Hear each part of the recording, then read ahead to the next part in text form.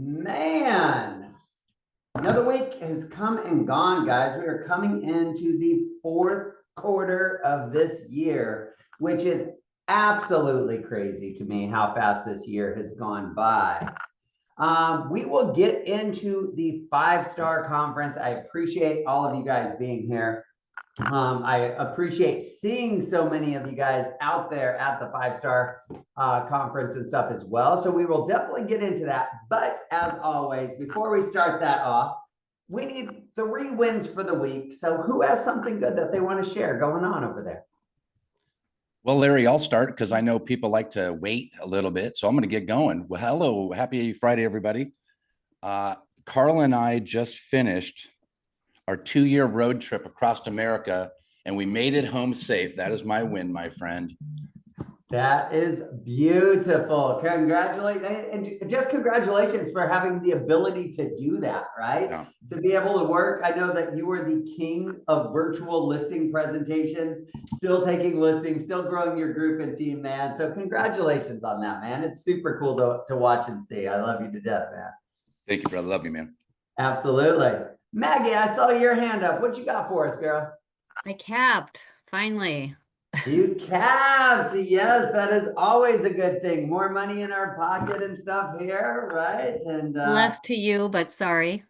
Nah, I'm not worried about this game at all. This is just the beginning of kind of what we're building and stuff here. And this is the long game. I was actually talking to a business partner and stuff today. Right? There is a unique opportunity where we're at in this marketplace. And again, I don't want to give my feedback because I want to hear your guys' feedback on where we're at. But I truly feel like there is a 4 to 8 year period right now, guys, of this next cycle happening that people are oblivious to.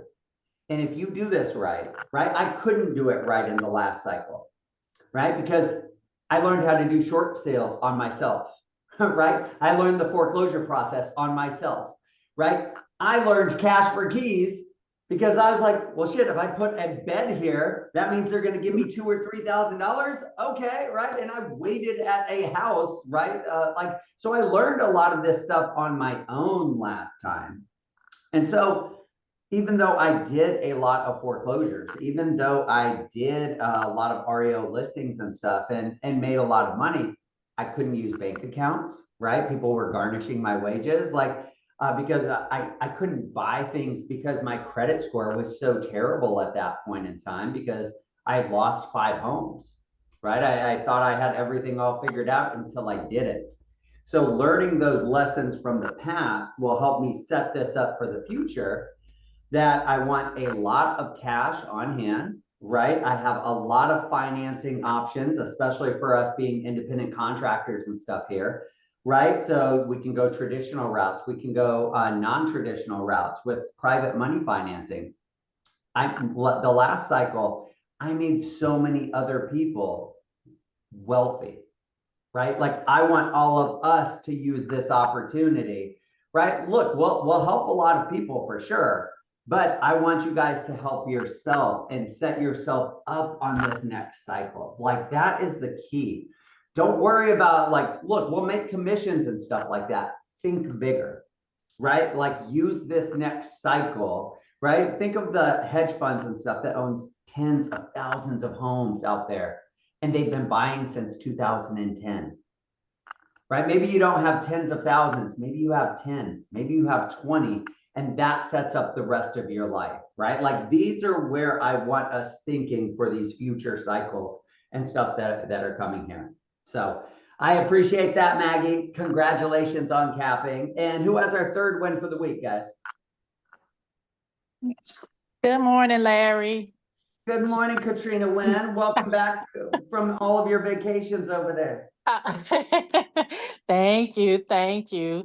So my win is last Friday when I was on vacation in Hawaii, I had a property go under contract. So there you go.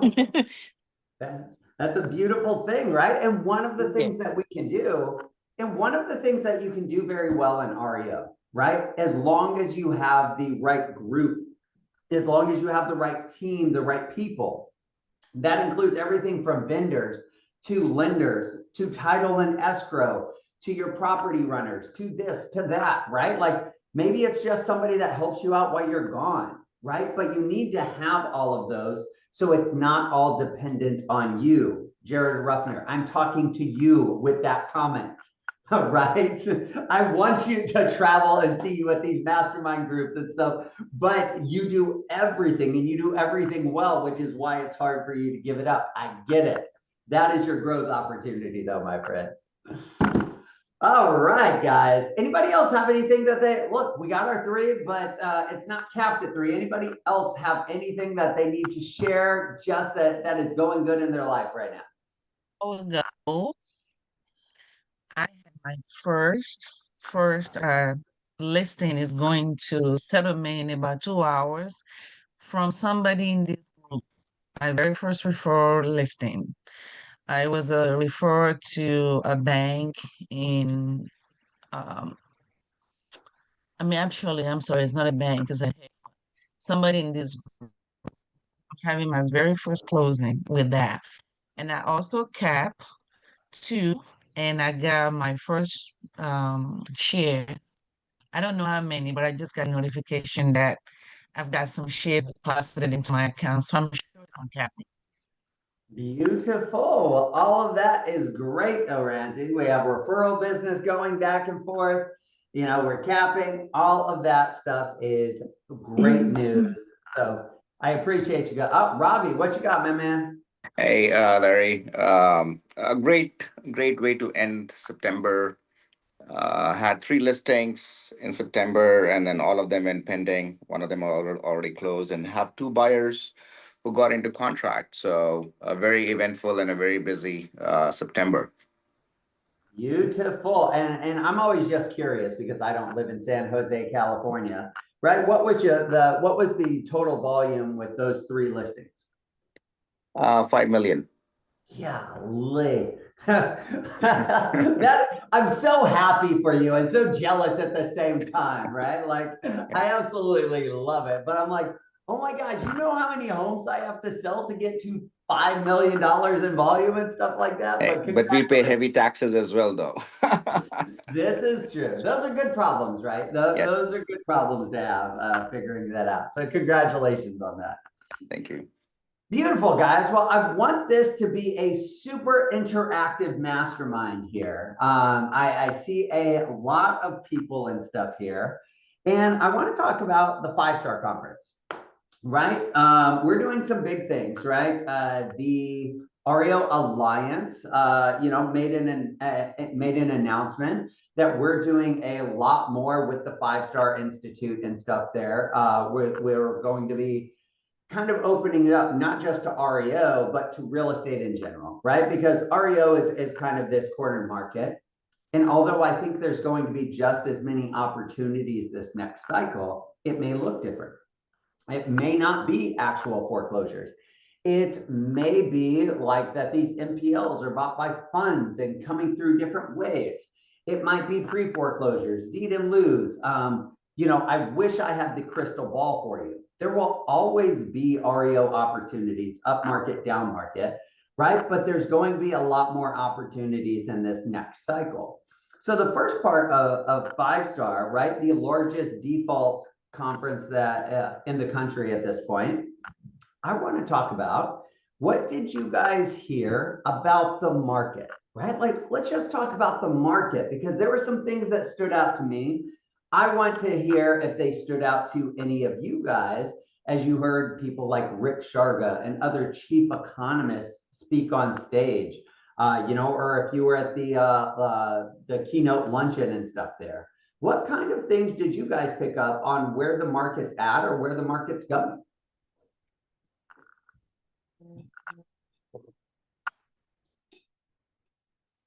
The interactive part. I know we forget sometimes.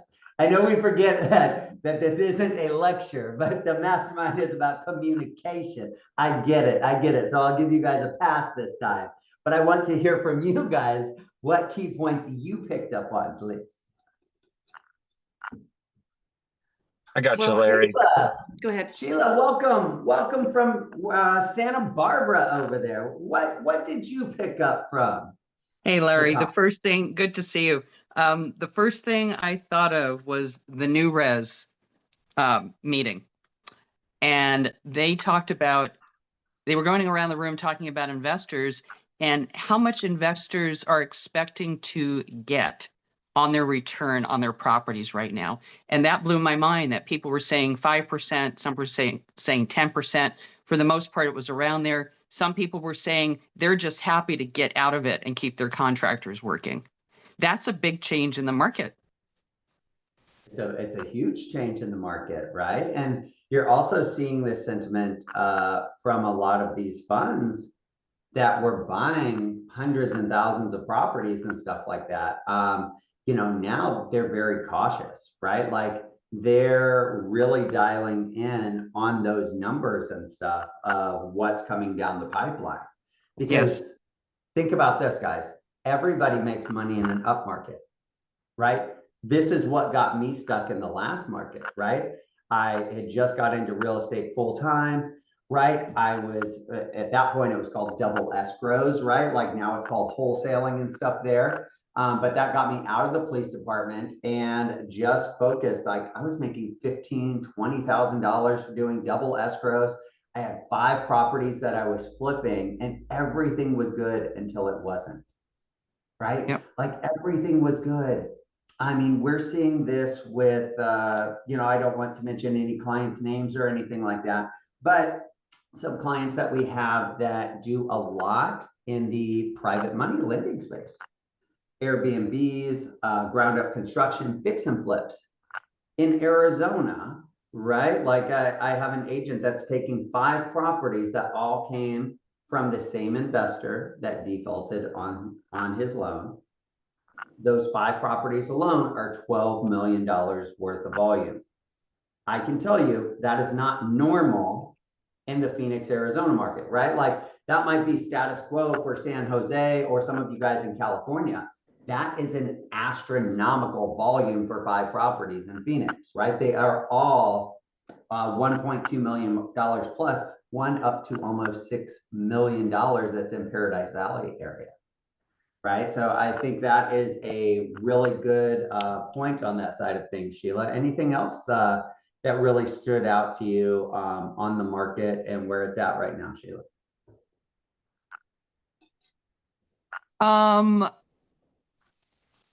Just seeing a lot of agents come in. When I came into 5-Star, I think it was about 2012, it was a big thing. You had to be vetted and referred. And just talking to a lot of agents this time who were just thinking this is just going to be really easy money. I did not think that at all when I first came in. And I also had to teach myself everything. And so I appreciate you saying that because, hearing that from someone else, I don't know what the new agents are thinking. And it's certainly, or people asking me, well, what are the names? No one handed me anything. I worked for everything. And I don't know, the new agents are just going to have to get that, especially if there's new agents on the call. There's nothing wrong with, cutting your teeth on learning, but that's what you do. That's why you go to these things and you talk to people and you learn. But the first question should not be, who are your asset managers? Where are these people? And it's all about networking. So for me, this was a great conference. Yeah, absolutely. And I think that's a really good point. We've talked a lot, like in preparation for going to 5-Star.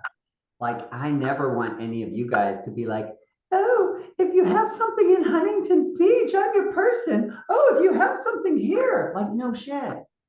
Right? Like I have people that come to me and they're like, oh, Larry, if you give me into something, I'll give you a referral fee. Oh, really? Oh my God, are you going to do your task on time as well?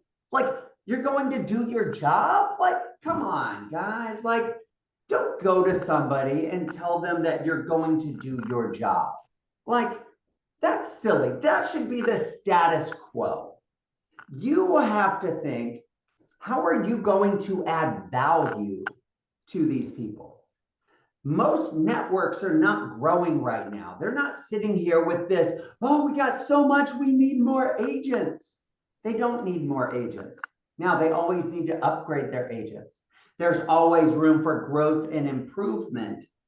But if you are never staying in front of them, you will never get that opportunity, right? So this is where, like, what if you offered to do secondary evaluations free of charge? What if you gave them contractor bids, right? What if you gave them market updates on your specific area and stuff like that on a quarterly basis, right? Like you see me, like a big part of what I was doing was, hey, I host this wealth building mastermind call, right? We have 50 to 100 of the top teams on it every single Friday. Why don't you come and tell like the nation what you need, right? Oh, by the way, we have the REO Alliance, which is 4,000 members of people. Like if you ever need coverage anywhere, right? Like don't do the status quo.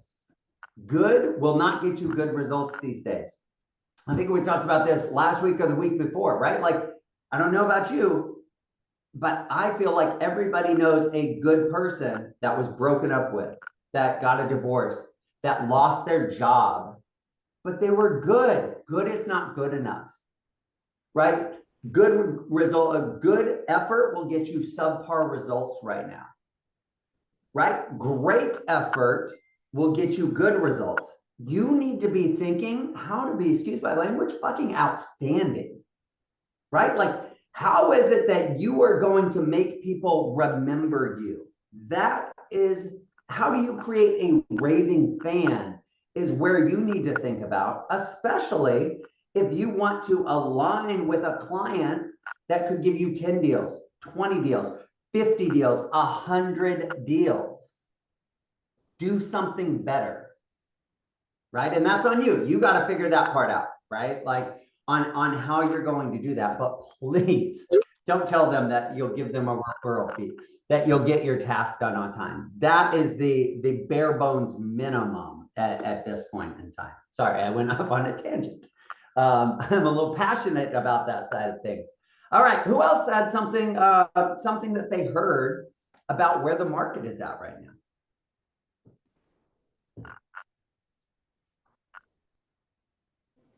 One thing that kind of caught my attention Oh, was Randy, talk to the us. lifting of the moratoriums that's going on with HUD. As of the first, they were supposed to be lifting the COVID moratorium so that those properties are now be coming out into the market. Yes, and you know, we have some different players in HUD as well, right? You have A Team that's taking over a little bit more. You have Rain that's involved quite a bit. Those are the two, most of the states that I work in. It's either Rain or A Team at this point in time. And yeah, so you know, I've been a HUD listing broker since 2019. I get 1 to 2 properties a year at this point in time. Look, I'm super grateful for that, right? But there's a long difference between taking hundreds and stuff on a yearly basis and stuff there. And so moratoriums are a big thing. And that's part of the reason that we're in this mess right now, actually, in my eyes, because I feel like this whole cycle should have happened in 2020. But we had COVID that came in, right? Kind of startled everybody. Moratoriums went in place, and that's what stalled like the process, right? Like we stopped the pipeline from producing, and now we have a backlog, and now the market's softening. So what happens as these come on the market, it puts more pressure on pricing in everybody's specific market and stuff as well.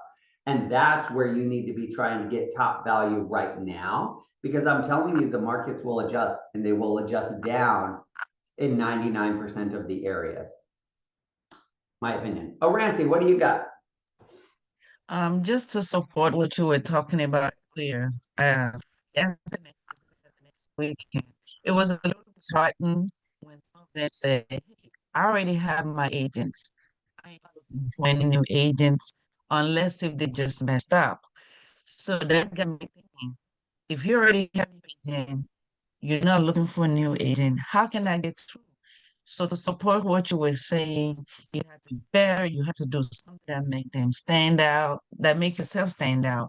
You have to offer your service, without expecting any pay, secondary BPO.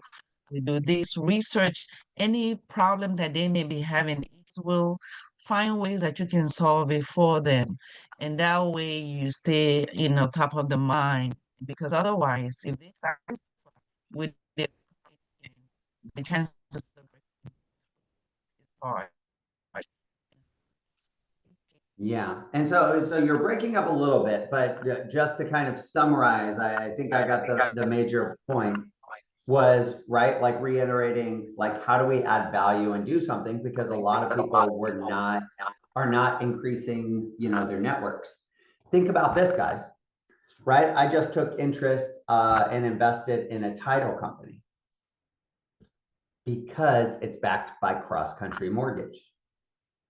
Do you see what I'm doing? I'm building a relationship. So that way I'm already partnered with literally, like, I'm making an investment to be partners with cross-country mortgage because I know their loan value. I know that they don't have a default department, etc.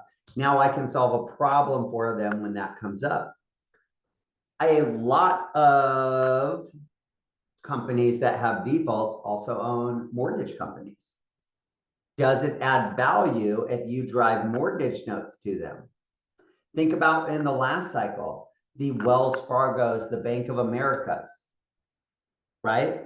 They, like, a lot of those could have stemmed from the branch loan officers, the people that were doing business with those loan officers. And I'm not telling you to go do this or not do this. I'm trying to give you guys ways to think about to add value to your clients, but you have to know who your client is at the end of the day, because they're all going to have something different. So think about that, right? Be creative. I was talking to Jeff. There's a number of asset management companies, that are based here in Houston. We throw a big ass Halloween party. Have you guys been friends with me? Like, every year it is a big to do, hundreds of people, like taco trucks, the DJ for the Houston Texans and stuff like that. And I'm like, Jeff, you and Kelly should come bring all of those asset managers and stuff out here, right? It's a rapport building relationship, adding value and stuff to others. So thank you for that. Hey, Larry, do you still have those big ass skeletons? Yes, I have actually, I'm on my office is on the second story. If I look out my window here, I can see that this big ass skeleton. He's the same height as me. Yes. Thing's huge.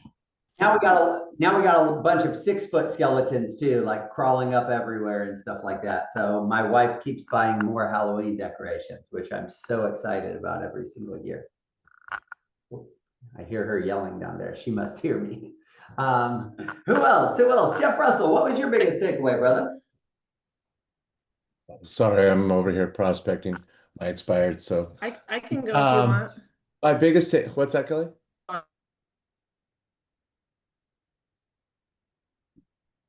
My biggest takeaway from the conference was, I mean, I had probably one of the best conference that I've had in a very long time. I met a lot of new both asset managers, US Bank being one of them. Been trying to get in there for like 2 decades. Happened to stand next to the vendor manager for US Bank. Yeah, a lot of new clients, a lot of new agents, and I don't mean new, but just people I haven't met before. I was able to meet a lot of the people that are here at EXP in our organization. That was really nice to be able to meet somebody that I've been talking to on Zoom for some for 2 years now. So yeah, it was a really good conference. I'm looking forward to REO Exchange, it being a very new organization out there in our space, and getting some more connections, because right now, it's funny, I tell agents this all the time. They say, oh, I'm not going to go to the conference because there's no inventory in my market. Well, that's the perfect time to go. right? People ask me, Jeff, how did you get 200 active listings, back in the last wave? Well, I got them by getting there before everybody else got there, because once asset managers have their favorites, guess what? It's hard to get into this business as it is already, but if you've got someone in your market that's a favorite, then unless they die or make a really big mistake, then you're not getting in. So anyway, it was a great conference. I recommend, anybody that has the means, go to the REOX conference, especially if you missed this 5-star conference. Yep, and that will be in November. What's the dates on that, Jeff? I'm putting in the chat. November I know 16th it'll to the be in, 18th. in Fort Worth, Texas there. So just a heads up on that, guys. And Kelly, since you're unmuted, what was your biggest takeaway?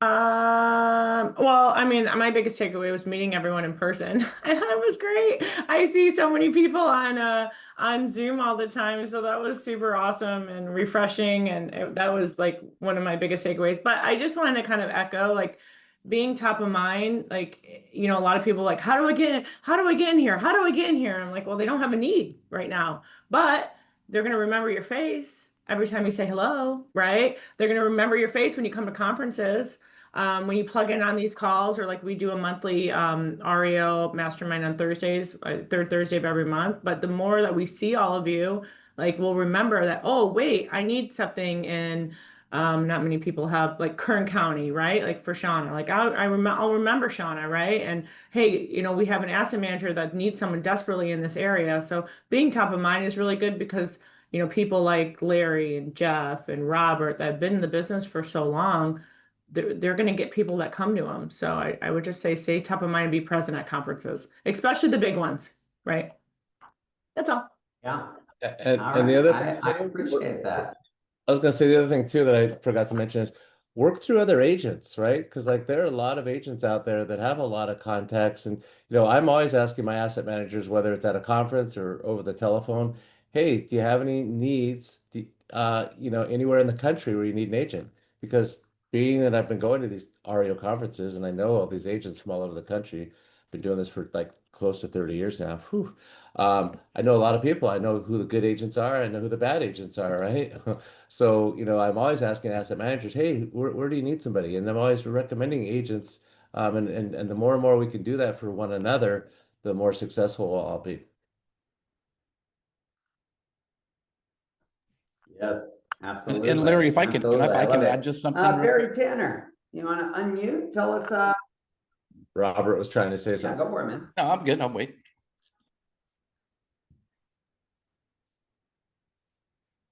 Go Ready? for it.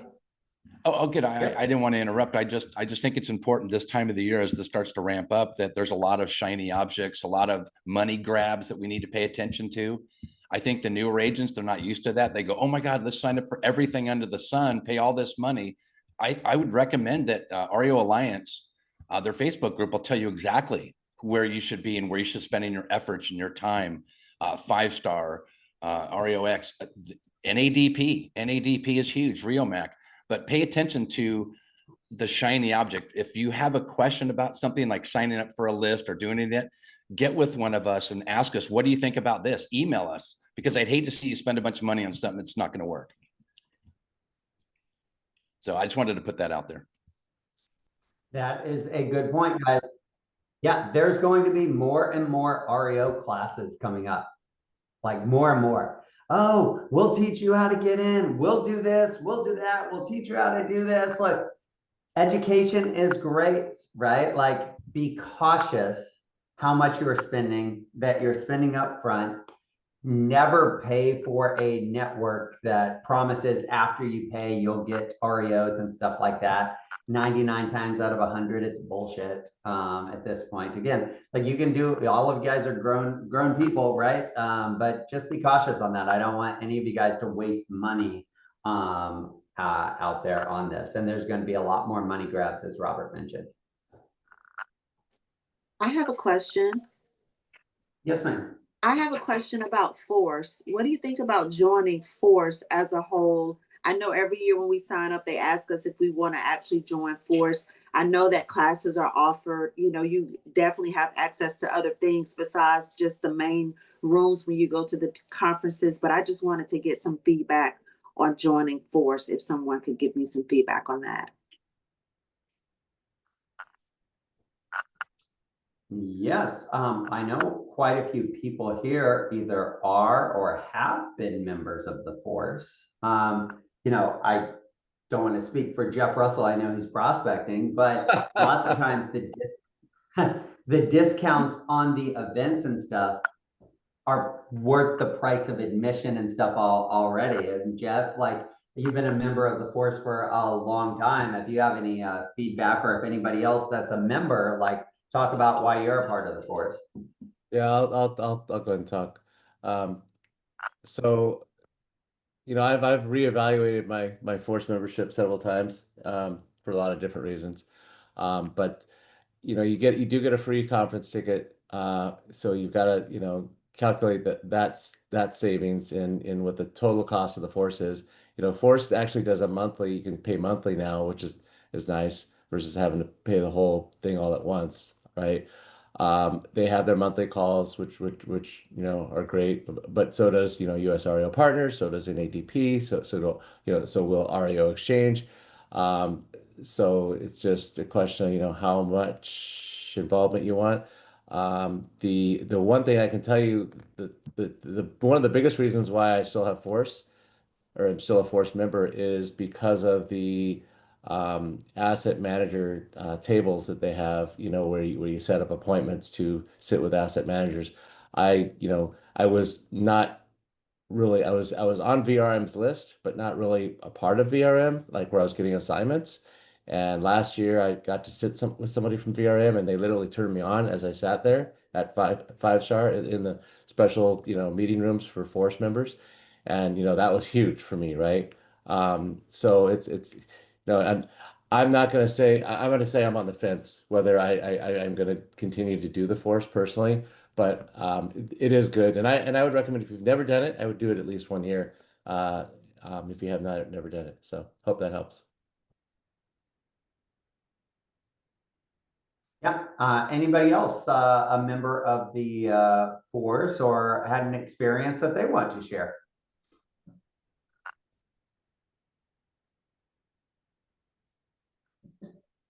So I would say this, Latanya, you know, from my side, I would say that, you know, proximity is power, right? And so when you get to be in those different rooms and stuff like that, you create a lot of different opportunities on that same side. And sorry, my internet is being a little shaky, so I'm actually going to join. So the other thing I'll say too, while Larry's fixing his internet there, you know, I've been doing, like I said, I've been doing this close to 30 years. I know most everybody. So like when I went into that special Force room on Wednesday, I guess it was, I knew everybody in there. I've been to dinner with everybody in there. I know everybody's cell phone that's in there. So like it didn't really, it wasn't as valuable for me now as it used to be. So you've got to consider that, you know, where are you at in your in the REO space as an agent and as a known you know, REO agent. So if you're not, then like Larry said, you know, proximity is huge, right? So I just want to add that in regard to the force.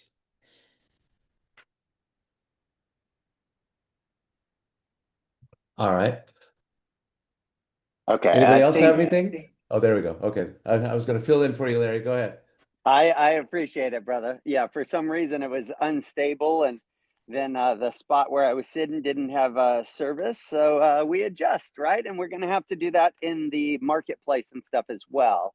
You know, you're going to have a client, and portfolios are going to be sold, and you know, you're going to have to change and build new rapport and relationships and stuff like that. But yeah, like, you know, all of these different organizations have some sort of a paid membership and stuff out there. Find the organization that aligns with you, that you think is going to give you the most value, and stuff out there, right? There's a lot of them. In NADP, there's now REOX, there's the REO Network, NRBA, right? Like, and then there's little subcultures and stuff too that are going to pop up in smaller little alliances and organizations and stuff there. Angela, what was your biggest takeaway there from the 5-Star Conference? Well, yeah, meeting everybody in person that I've been on all these Zoom calls with was fantastic. Some of you have, we've met before, but the ones that I met for the first time, it was so great just to really connect, person to person. Meeting old friends again was nice, and making new friends was another thing. And, new connections for, asset managers and all of that. And I definitely agree with you, I mean, most every conversation I had with an asset manager was something personal. It wasn't about, oh, give me some business or something like that. It was just catching up on their personal life. Hey, how are the kids? What you been up to? Like Bob Norrell comes up to me and he says, you staying out of trouble? And I was just like, well, it depends on whether you believe the gossip or not, because the gossip is always way more interesting than my life is, but that's okay. I like things nice and, even keel. Stuff like Gossip. that. Yeah. Gossip was an interesting one. I heard things about me that I had never heard before. Like I was consulting for 40 different asset management companies. I was like, what are you talking about? I couldn't even name 40 asset management companies. But, like literally I had Annie Collier, who started REOX. I had agents, top producer. I was like, what are you talking about and stuff here? So it's interesting, right? Like, the game of telephone and stuff that goes there. And yes, building that personal relationship and finding out like this is a relationship business and stuff here for sure, guys. And people do business with people that they know, like, and trust, and that make their lives easier. So you got to figure out more ways that you can make their lives easier. And this is why, one person like Jared Ruffner or Bay Schuster, right? Like they'll carry 30, 40, 50, 60 listings at a time. Could, somebody get better service if, 10 agents had 6 listings? Maybe, but that's not what the asset managers are telling them, right? That's why they're continuing to get more and more opportunities because they make people's lives easier. One of the things that I wanted to make sure, just because we got 15, 20 minutes left on this call. The past few years at 5-Star, it has not, like there has never been a sentiment at this conference that there's going to be more coming down the pipeline. Like these past 3 or 4 years, that has not been the overall tone. Guys, there is something, like, I don't know if you guys know Rick Sharga. He's a dear friend of mine. I've worked with him at auction.com. I worked with him at Carrington. He is a chief economist. He is the most conservative economist that I personally know. He never plans for this. This was the first year in the past probably 6 or 7 years where I heard him making comments like there's going to be blood in the streets. Like he's worried about the financial outlook of the United States and the economy and stuff that we're in. This is like, that was a key point that I wanted to make sure. Why am I positioning for this? Because of people like that, right? As their comments and stuff start to change, that has never been his outlook and stuff there. So this is where I think that we could be coming into kind of this perfect storm.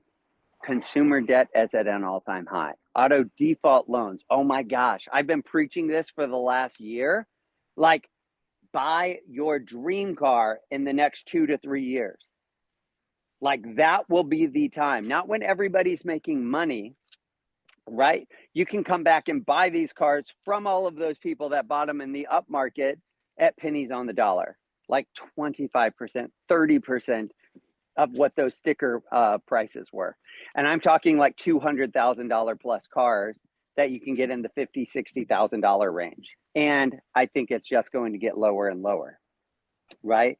Now you combine that we haven't foreclosed on properties, that the job growth is not continuing to increase, right? All of these things start to add up over and over and over again. And that's where I think we're coming into this perfect storm, and why you need to kind of align yourself and make sure that you're positioned correctly.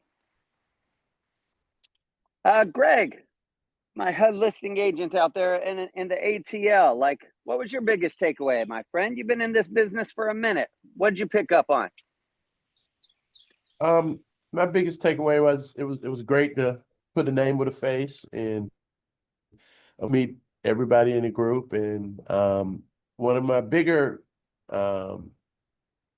issues that I found out were I had a lot of agents in other markets that I connected with, and we really kind of bonded. And I was seeing what was going on in their market, who they knew, who they worked for. And we really bonded and kind of linked together the whole conference, and they introduced me to people. And so I just kind of went with another level of being introduced to individuals through other individuals, and collected a lot of new contacts, and made some good points. That's a really good point. And I tell people this a lot.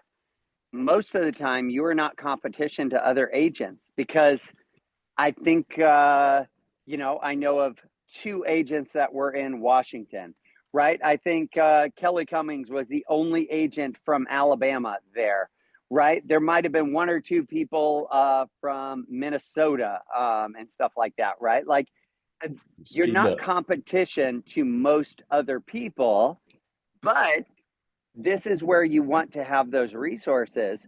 And this is where you can also use me, right? If you have an asset manager that's like, oh man, I wish I had somebody like you up in the Twin Cities of Minnesota. Oh my gosh, right? Call me, and I'll be like, man, you should talk to, Maggie or Barry or this or that, right? And set people up, right? And now you're top of mind and stuff for them. Right. So be a resource and add value to those clients. So that's a really good point, Greg. I appreciate that. Okay. Jared Ruffner, how about yourself, sir? Well, as far as one big takeaway, I don't know that I have one thing that stands out. It was interesting. I think the message that I'm hearing the most is that it's coming. We don't know what's coming or how much, but it's coming. We've got a backlog of all the foreclosures from COVID, a lot of people that have had 2, 3, 4 modifications still defaulting, the limiting of modifications for borrowers in the future now, 1 modification every 24 months or so, that's going to probably have an effect. Another thing that I've heard a couple times now, which I don't hear a lot of people talking about, is take, for example, the new construction communities, people that bought the last 5 years, builders paying a lot of money to keep people's rates down for a few years. Those rates are adjusting. If you were ever going to farm markets, those newer housing communities, those people are experiencing payment adjustments, kind of like the ARMs back in the day. I'm seeing a lot of these newer construction communities too, people that bought in the last 5 years. I'm noticing a lot of houses going up for sale. So that's probably a good place to look for early defaults. And those homes are going to be in good condition, higher priced. But as far as the conference goes, this year, a lot of great connections, a lot of good conversations. It was busy days, leave the hotel in the morning and not coming in till the evening. My best source of meeting people that I wanted to meet was actually just through other agents. I had, Jeff, for example, he's great at introducing you to people. If you go stand by Jeff, he will introduce you to somebody every time.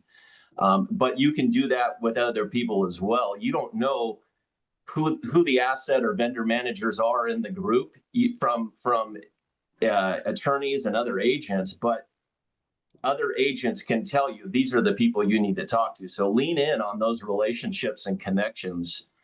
But overall, the message is it's coming. We don't know what it is, but you need to be positioned for it. And it was a good conference. I liked it. I couldn't get a real clear message on,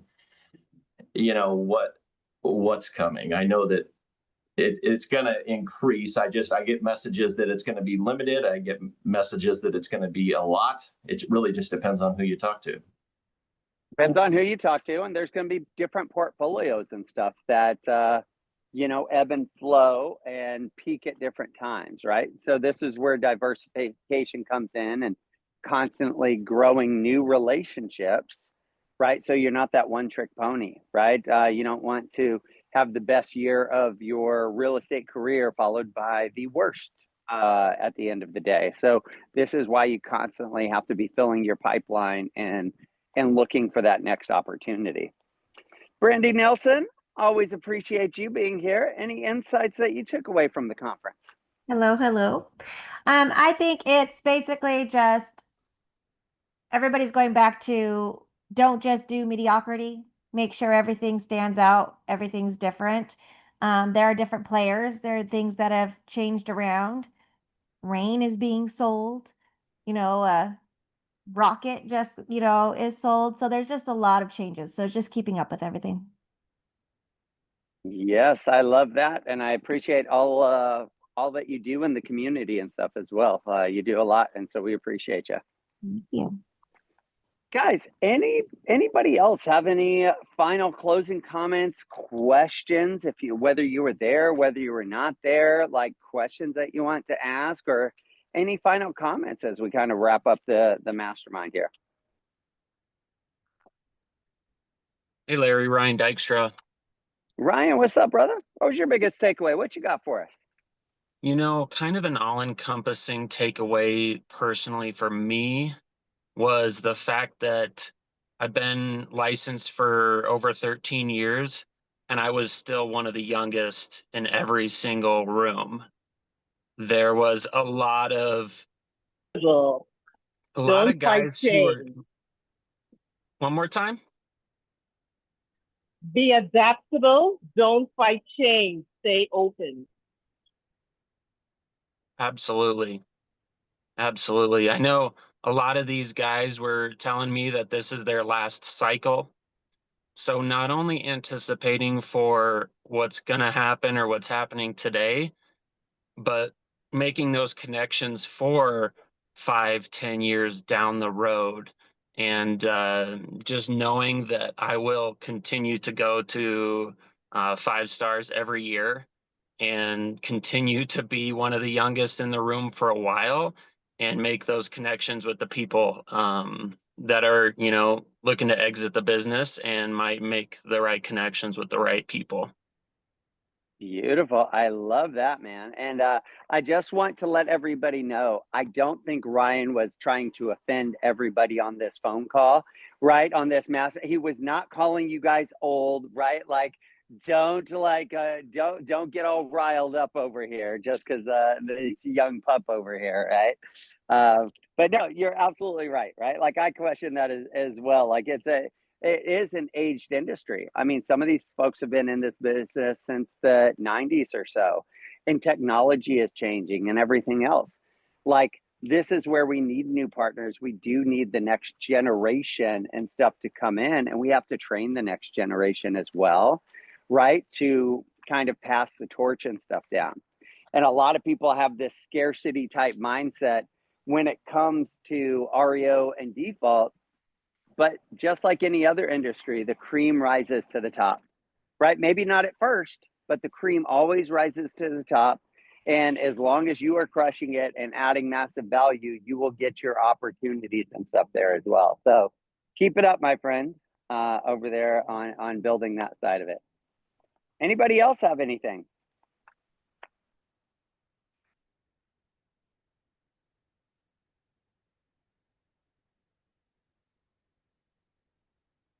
Yes, Angela's training her son for nearly 10 years to kind of pass. So we were talking yesterday about building her legacy and stuff, right? And so that the name and the brand and everything else continues to kind of move on. Absolutely. All right, guys. I was Go going to ahead. say one thing. Go for it. From the Shell Point session, which, by the way, everybody was invited to. They opened that up to all the conference members, which was kind of cool because, I always learn a lot from Bob Norell. And then, of course, Chris McCormick, who, worked for Bob Norell for decades. So they kind of are both come from the same, torn from the same sheet, so to speak. But one of the things that you always hear him say is do the right thing, right? And it's funny, well, actually I can't talk about that, but the, do the right thing. But then also he mentioned they use pyramid, and everybody knows how you can put, I think the free version you can put one address in pyramid, and then the next step up you can put a couple more, and then the platinum or whatever the highest version is of uh, pyramid platform, you can put a bunch of addresses in. Be real careful with that with ShellPoint. Maybe some other ones. I don't know if they all think like this, but what Chris said was that if he always assumes that whatever, like let's say he's got an asset in Scottsdale, Arizona, and your address, you've got 5 addresses in pyramid, and you got one that says you're in Phoenix, but you're actually in Scottsdale, right by the property. He's always going to assume you're furthest from the property. So he's going to look at all your addresses, and the furthest address from the property, that's the one that he's going to use. So be real careful with your addresses, because I know a lot of people have them spread out, very, very wide, and you could lose the opportunity for an assignment if you have an address because you want to get properties that are in Phoenix, but you're in Scottsdale. That could hurt you. So just want to make sure that I mentioned that. Yeah, bigger is not always better, right? That's kind of like the compass and all, merger acquisition and stuff there. Bigger does not always mean better at the end of the day. So, be careful on that, and be able to justify your skill set, where you bring the most value and stuff there, and really know what you want at the end of the day as well. Yeah, and ShellPoint's getting super, super, super big. They're getting more clients. So again, that if that's your, especially if that's your biggest client, make sure those addresses are tight. And be in one state. I don't know if you mentioned that, but don't be in multiple states, at least with ShellPoint, because they're not going to look at multiple states. They're going to look at one. So to stand out, really, just be mindful of your locations. That's all. Yeah, he Yeah, was very. Bob. I was gonna say he's very serious about that. That's what he first came out to say. Like in the first 5 minutes he was up on stage, those are two of the things that really hit home with me. So what were you gonna say, Larry? I was just gonna say, like Bob Norell and Chris, right? Like they're cut from the same cloth.